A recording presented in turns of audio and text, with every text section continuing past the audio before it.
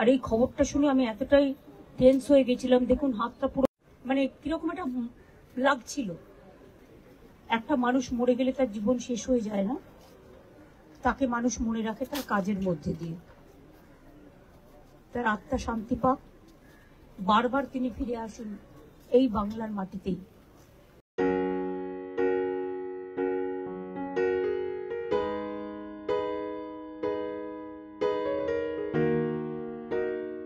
আমি যেহেতু শুনেছিলাম, সবার সাথে যোগাযোগ রাখছিলাম, আমার কাছে যে খবর আসে যে 12:30টার সময় ওনার বডি পিস ওয়ার্ল্ডে নিয়ে যাওয়া হবে এবং সেখান থেকে পার্টি যেভাবে সিদ্ধান্ত নেবে সেইভাবে বাদবাকিটা ওনারা করবেন এবং ওনার দেহদান করা আছে। আমরা সরকারিভাবে আজকে রাজ্য সরকার ছুটি ঘোষণা করে দিয়েছি, আজকে ফুল ডে ছুটি থাকবে এবং আগামীকাল সসম্মানে রাষ্ট্রীয় সম্মানের সাথে আমরা তাকে শেষ বিদায় জানাতে চাই গান স্যালুটের মাধ্যমে।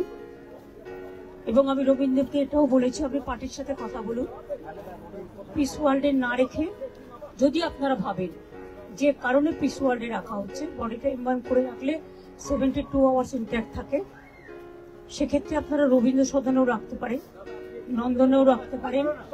সেখানে অনেক মানুষ আছেন যারা দেখতে পারেন, কারণ শেষ দেখা তো সবাই দেখতে চায়। এবং তারপরে দল যা সিদ্ধান্ত নেবে, বিধানসভাতেও নিয়ে যেতে বলেছি, স্পিকার সাহেবও ফোন করেছিলেন ওনাদের। কাজেই উনি দীর্ঘদিন বিধানসভার জনপ্রতিনিধি ছিলেন, মুখ্যমন্ত্রী ছিলেন, লিডার অব দ্য হাউস, এবং তাছাড়াও অনেক ডিপার্টমেন্টের মিনিস্টার ছিলেন দীর্ঘদিন।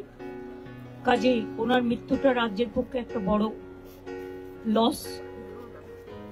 ওনার সাথে আমার অনেকবার কথা হয়েছে, দেখা হয়েছে। উনি যতবার হসপিটালে ভর্তি হয়েছেন আমরা দেখতে গেছি এবং সবসময় উনি সুস্থ হয়ে ফিরে এসেছেন, এটা আমাদের কাছে বড় প্রাপ্য ছিল।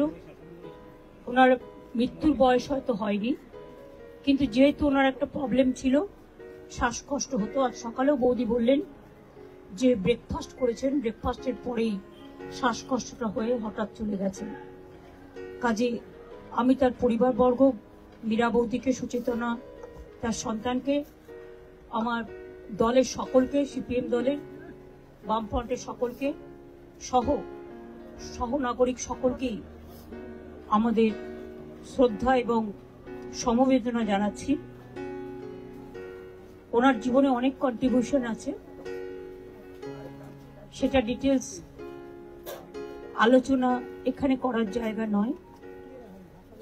আসুন আমরা প্রার্থনা করি, তিনি পার্থিব জগৎ থেকে বিদায় নিয়েছেন কিন্তু মানুষের জগতে বিচরণ করবে। একটা মানুষ মরে গেলে তার জীবন শেষ হয়ে যায় না, তাকে মানুষ মনে রাখে তার কাজের মধ্যে দিয়ে। তার আত্মা শান্তি পাক, বারবার তিনি ফিরে আসুন এই বাংলার মাটিতেই।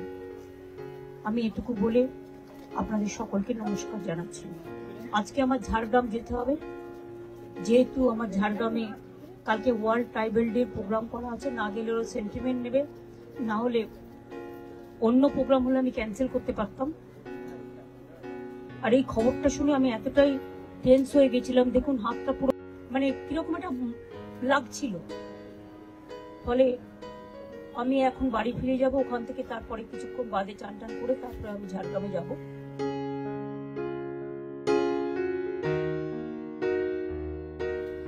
আমি ফিরাদ হাকিম, সিপি, ডিজি, সিএস সকলকে ইনস্ট্রাকশন দিয়ে গেলাম এবং ববি আর অরূপ সারাক্ষণ থাকবে, টোটাল টেক কেয়ার করবে। যা যা প্রয়োজন দলের পক্ষ থেকে ওরা মিছিল করে নিয়ে যাবে, যখন দেখবে যেন কোনো অসুবিধে না হয়, পুলিশ যেন ঠিক মতো ব্যবস্থা করে সবকিছু, যাতে কোনো রকম কোনো অসুবিধে না হয়। আমি এটুকু বলে আপনাদের সাংবাদিকদের, সংবাদ মাধ্যমকে সকলকে আমার অনেক ধন্যবাদ এবং কৃতজ্ঞতা জানাচ্ছি।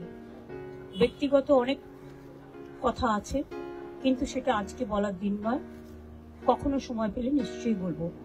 আজকের দিনটা এই সময় তাদের পরিবারের পাশে দাঁড়ানোর দিন এবং দল হারিয়েছে তাদের নেতাকে।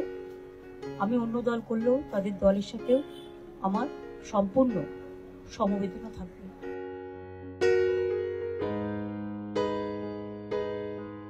না, আমি যখন আসতাম, যতদিন তিনি ভালো ছিলেন, তিনি অনেক গল্প করতেন, অনেক কথা বলতেন, সেগুলো ব্যক্তিগত লেভেলে। আমি সেসব কথা বাইরে আনতে চাই না। আমার সাথে দেখা হয়েছে সিঙ্গুর আন্দোলনের পরে, গোপাল গান্ধী যখন গভর্নর ছিলেন, একটা সুন্দর পরিবেশে আলোচনা হচ্ছিল। গোপাল গান্ধী তখন জিজ্ঞেস করলেন, আচ্ছা বলুন তো, ভরা থাক গানটার অন্তরাটা কি? উনিও বসেছিলেন, আমিও বসেছিলাম। আমি তখন বলেছিলাম, যে পথে যেতে হবে সে পথে তুমি একা, নয়নে আধার রবে, ধ্যানে আলোক রেখা। এই ঘটনাগুলো আমার মনে পড়ে। 92-তে যখন দাঙ্গা হয়, আমি ছুটে গিয়েছিলাম মহাকরণে, আমার কিছু দরকার আছে কিনা সাহায্য। আমি যখনই কোনো পরিস্থিতি দেশে বা রাজ্যে হয়েছে যেটা রাজনীতির ঊর্ধ্বে থেকে শান্তি রক্ষা করার জন্য, সেটা আমি সবসময় করেছি। এবং আপনাদের সকলকে বলবো, যেভাবে শান্তি রক্ষা করছেন আপনারা, সেইভাবে শান্তির সাথে, শ্রদ্ধার সাথে শোক জ্ঞাপন করুন।